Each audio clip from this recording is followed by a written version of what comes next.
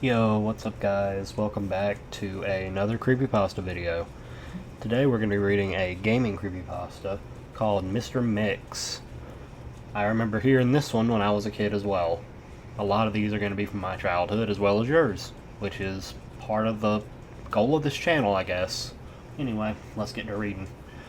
Does anyone remember an old PC game from the early 90s called Mr. Mix? It was mainly a typing game similar to Mario Teaches Typing, where you have to put words into a box to make the chef, wow, the titular Mr. Mix, place ingredients into a bowl.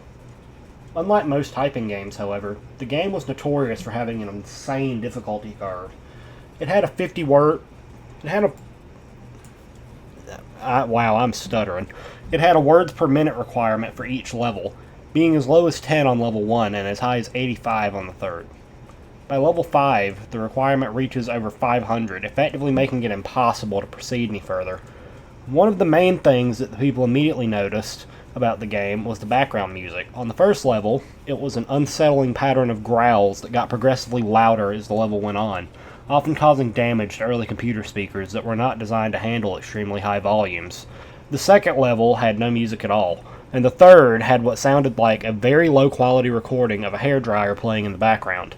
The remaining two levels had an incredibly loud, high-pitched ringing throughout that caused severe eardrum damage to those who managed to get that far. Another rather disturbing aspect of the game was the design of Mr. Mix himself. He was a large, round-faced, overweight man with beady eyes and red spots on his cheeks. Most children who played the game reported having vivid nightmares of Mr. Mix speaking to them in a quiet, raspy voice and threatening them to keep quiet about something. However, none of them could remember exactly what that was. One psychologist who saw many of these children reported being disturbed by the sheer amount of terror on their faces as they recounted details of the nightmare. Many of them broke down into tears in the process, begging for their parents to save them. However, no direct relationship to the game itself could be determined by these few cases, and not all children suffered the same adverse effects. For obvious reasons, the game didn't sell well. It remained in relative obscurity until a few years ago, when PC hackers got a hold of the ROM for it and started digging through it. Using memory hacking software, they managed to crack the game's code and bypass the impossible 5th level. What they found, however, was highly disturbing and caused many of them to quit the expedition altogether. According to the reports these hackers left behind, the game behaves very strangely if the 5th level is bypassed. The game crashes violently and closes, writing a bunch of files to the user System32 directory to the point that the RAM is almost completely filled. These files are reportedly pictures of people with horribly deformed faces appearing to scream in pain and agony, their eyes bleeding from their tear ducts, and their outer layer of skin torn clean off in multiple places. If the user attempts to delete these files, the computer will violently crash and blue screen, causing permanent, irreparable damage to the hard drive. The hackers found that this was caused by a lone byte in the game's ROM that triggered when the 5th level was completed. After removing that byte, they were able to proceed to the 6th and final level.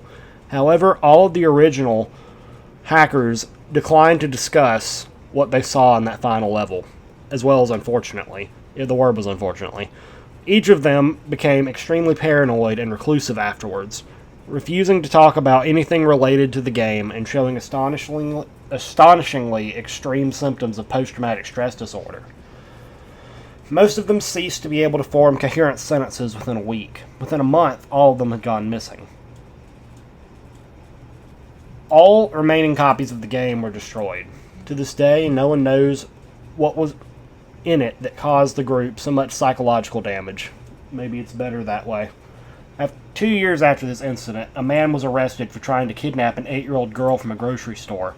Through DNA and fingerprint analysis, he was identified as one of the original hackers who had viewed the final level of the game. He was wearing a white chef's hat and had a look of unspeakable malice and insanity on his face. When interrogated, the man would only say one thing: "I'm Mr. Mix." Shh. Boy, that was certainly an interesting story right there.